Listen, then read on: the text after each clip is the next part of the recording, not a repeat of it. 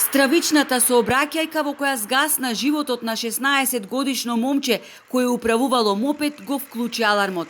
Во само неколку месеци ова е втора жртва на регионалниот пат Охрид-Светинаум на истиот потек кај населбата Рача. Моторите се посебно привлечни за младата популација, а ваквите трагедии само говорат дека затаивме и како родители и како просветни работници. Децата треба да се воспитуваат пред да им се купи мопед. Децидни се експертите. Тие упатуваат и на поголема институционална будност и делување и на полицијата, како и посериозен пристап на центрите за полагање на возачки испит. Префрлувањето од една дестинација на друга со моторцикл треба да се всади дека е таа потреба, можност, избор, а не можност да се манифестира нешто што не треба и што го доведува во опасност пред се тој што вози, но и другите учесници во самиот сообраќај.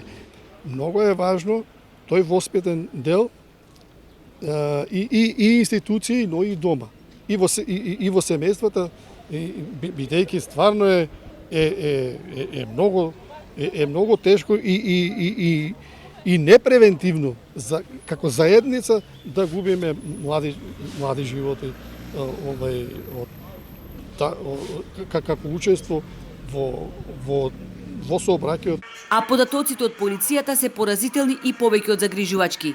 При контролите спроведени од март до јуни, 231 моторциклист не користел заштитна кацига.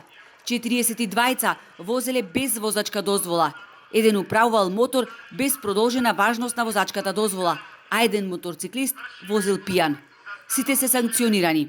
Ова е уште еден аларм за сите нас, дека е потребно што е можно повеќе совесно и внимателно управување со патничките и други моторни возила, со моторциклите и така натаму.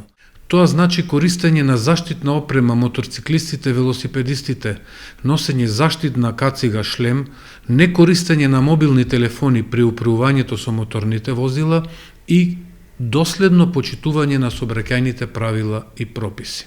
Во ужасната сообраќајка која се случи нешто пред 2 часот пополнок, 16-годишникот излета од коловозот и удрил во метален столб, при што се здобил со тешки повреди на виталните делови од мозокот.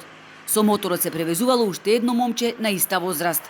Едниот пациент кој беше примен кај нас беше со тешки телесни повреди, со тешко политравматизиран, со повреди на повеќе системи, беше згрижен во првите, да кажам, 10-12 часа, потоа се установи уште една повреда на хепар, заради која беше префрлен во клинички центар во Скопје и имам информација дека во меѓувреме веднаш после префрлањето е санирана повредата и пациентот се опоравува. Охриѓани се вознемирени, тагата кај секого е подеднакво голема. Од него се простуваат со учениците, другарите, клубот во кој што тренираше како фудбалски талент. Инаку со почетокот на летото се зголемува бројот на сообраќајки, а битката за спас на сечи живот кој настрадал ја водат во специјалната болница Свети Еразмо, каде обемот на работа е 5-кратно зголемен. Полицијата најавува интензивни сообраќајни контроли и ригорозни казни.